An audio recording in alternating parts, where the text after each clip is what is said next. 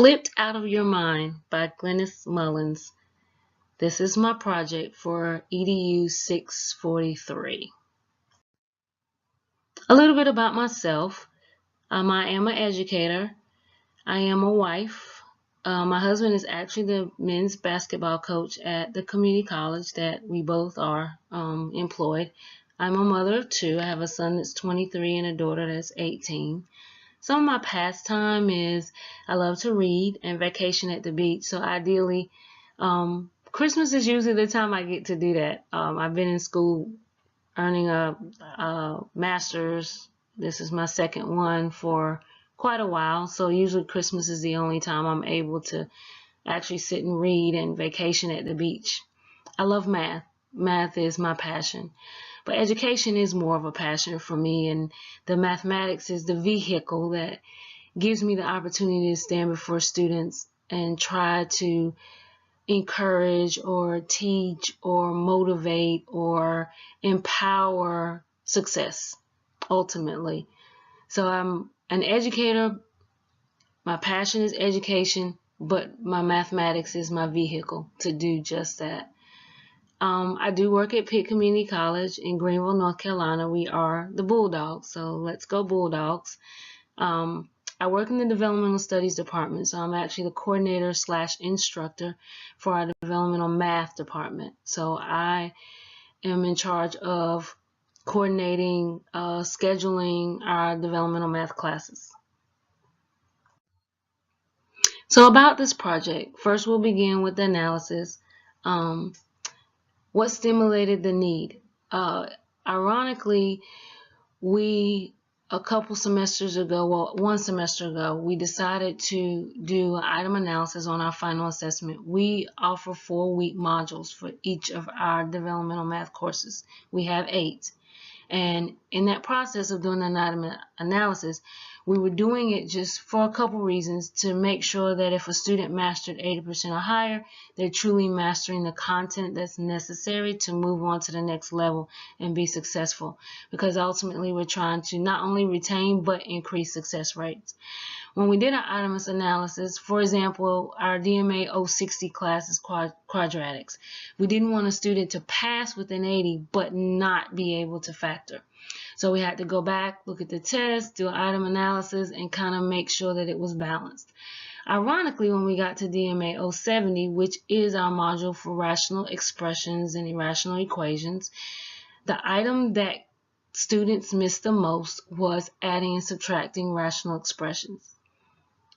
All other questions, the application problems, the simplifying, the multiplying, dividing, wasn't as obvious as the adding and subtracting. More students missed that question on the entire final assessment.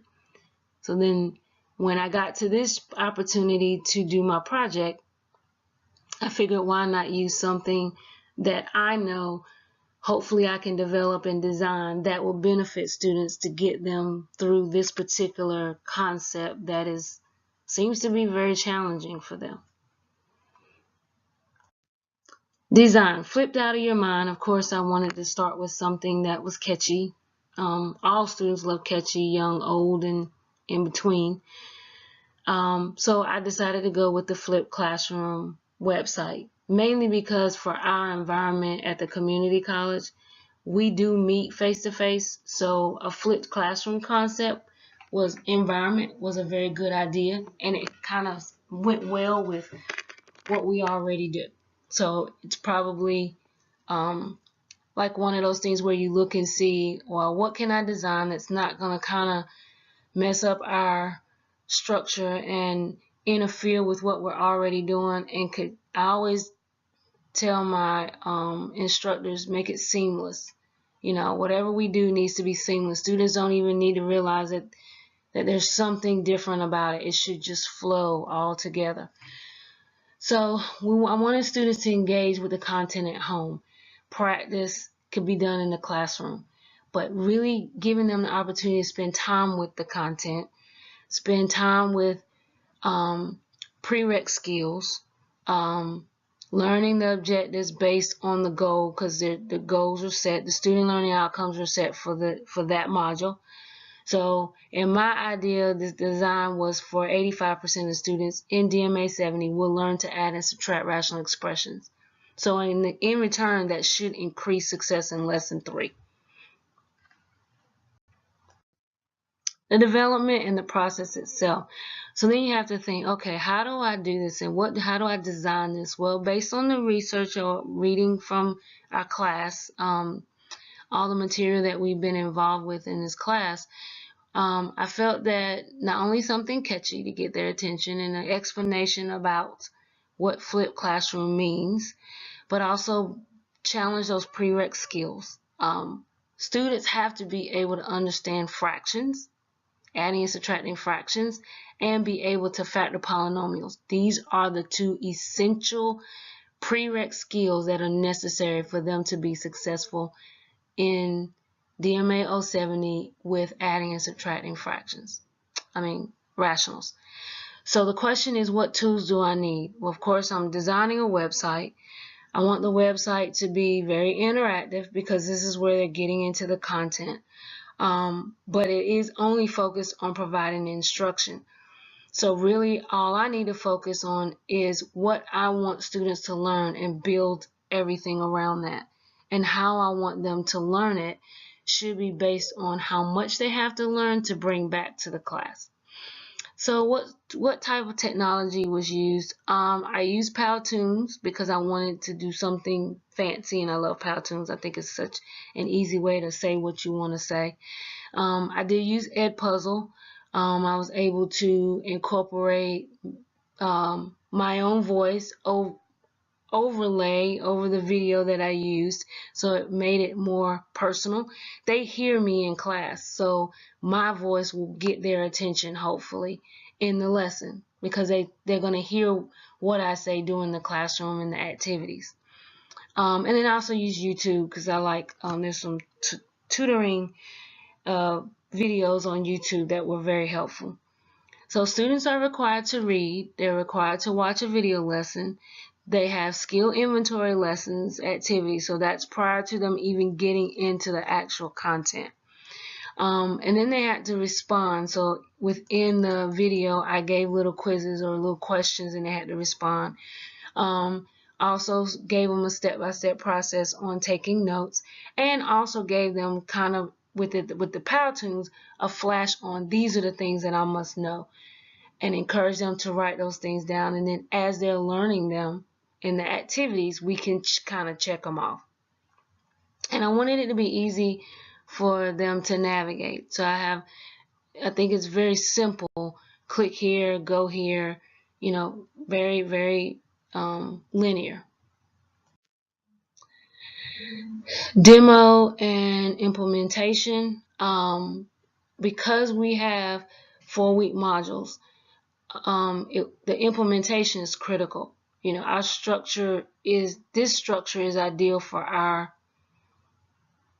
situation. A flipped classroom environment I could see helping students when they come to class and really we're getting into the practice and doing the work, getting them to the board, doing peer groups kind of things, encouraging engagement, collaborative learning, find peer teaching moments, put them in groups and have them work out different things. I even read from our textbook, encouraging students to bring in their own examples is a good way to make sure that they're understanding the content.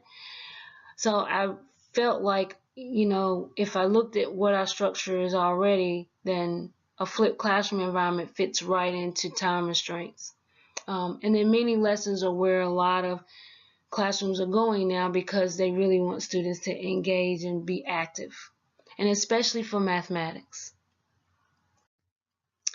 Evaluation, good description of a flipped class. These are some of the comments that were made. Quizzes is a good incentive for students to listen to videos, and this will help them also to participate in class, which I agree with totally. Peer teaching, I think, was very good, getting them, that encourages that.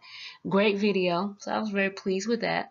Areas of concern, on the scale, the area that I did not do as well was assessment, so I know I need to go back and include some sort of final assessment just to make sure that I have a way of knowing what it is that might be missing before they enter class. And that's from some of what we've learned in this classroom, in this course. Activities, probably placing the activities into the site so that they have it already and they can kind of glance and look at what's going to be required of them in class. I don't have anything up there for that yet. So there are a couple things that I've already noticed just by going back and looking at it that I probably need to change just to make it a little bit more seamless, which seems to be my word moving forward. I truly have enjoyed this class, and I truly have enjoyed what I've learned, and I believe that I can apply a lot of what I've learned to my everyday living in the classroom. Just trying to get students to engage with mathematics is always a challenge. So I've learned a lot of little things on how to assess and how to help students make sure that they know the content. Thank you, and you have a great day.